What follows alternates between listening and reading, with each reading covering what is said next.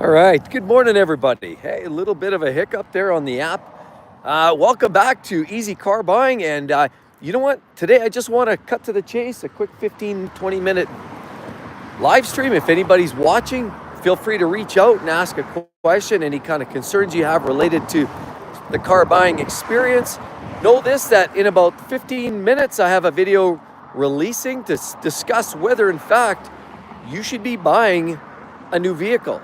Do you want to buy a new vehicle right away?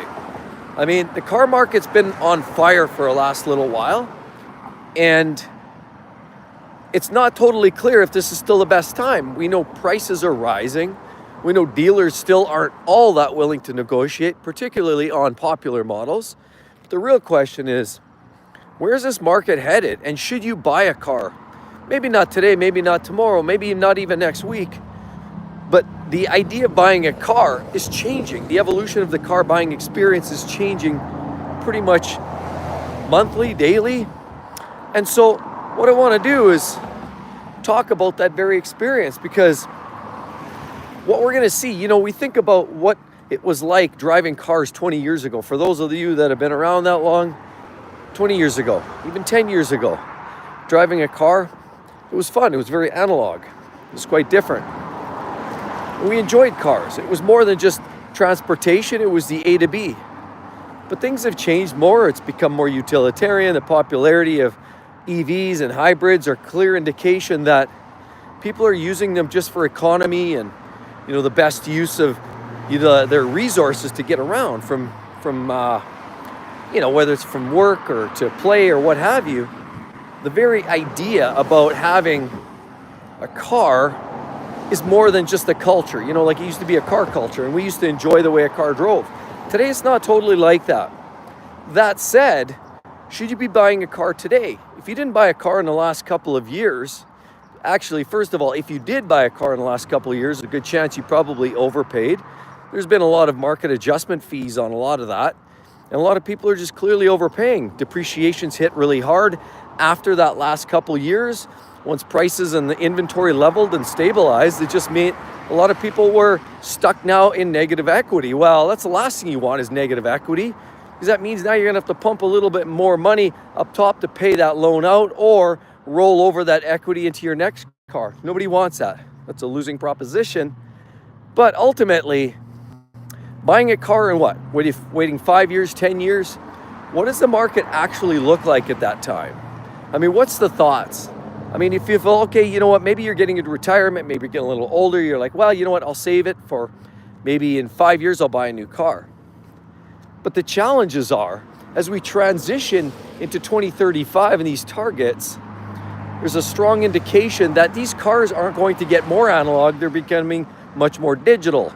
We're going to see more hybrids, more pure EVs, and the ratio of EVs to ICE in the market is shrinking for ICE. So that's, at the end of the day, if you like the driving experience, we're losing time to the clock. The clock's ticking and it's 2035. And ultimately, I'm going to talk about that here in about 10 minutes on my main channel.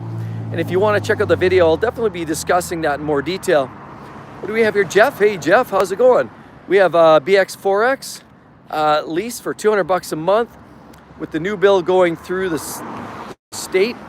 Sorry, I'm state fed tax. It's just really bright out here. State fed tax, EVs, put savings. Should we wait for our lease to end in 2 years to buy? Now, don't wait to pay 30%. Should we wait for our lease to, it's just with the daylight out here. Are you talking about spending or paying out your lease, or basically taking the car on after the lease is expired? Let's see here. Should we wait for our lease to end in 2 years or buy it now?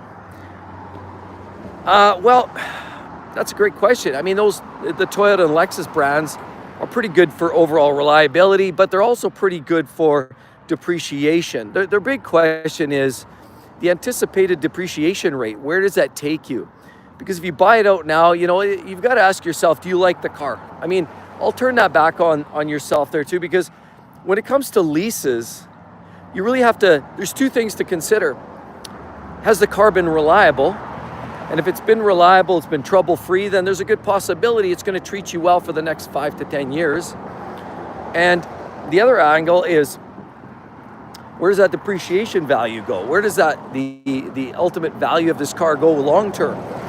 You know, if you anticipate big repairs or you're getting bored of the car, it might be time to just unload it, walk out the lease, finish it off, and call it a day, call it an experience. It really comes down to whether you enjoy the car or not. See, Zombie says, good if the lease was $100 a month. Jeff says, we'd end the lease early and buy another car in 2 years, looking at an ES350. Well, if that's the direction you're going, yeah, that might be a strong consideration, knowing that the market, we know Toyota and Lexus already are talking within about a year or two that the idea they're pretty much going to eliminate ICE. And you're going to be stuck with virtually all hybrids and then eventually transition into something different. Toyota and Lexus, they're playing around with hydrogen and solid state batteries. So it's hard to say exactly where they're headed.